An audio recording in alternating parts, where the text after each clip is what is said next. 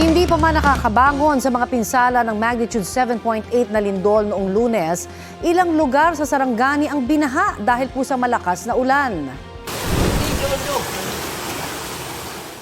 Sa Barangay Nomo sa bayan ng Maasim, naging hamon sa mga residente na maitawid sa rumaragasang baha ang isang motor.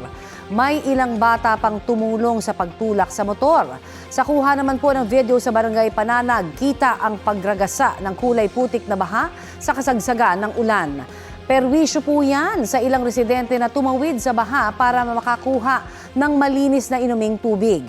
Umapaw rin po ang ilog sa Barangay Lumasal, kaya naging matindi rin ang bahang nararanasan sa lugar.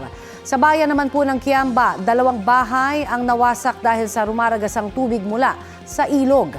Ayon sa Pag-asa, easterlies ang nagpaulan sa probinsya ng Sarangani nitong weekend.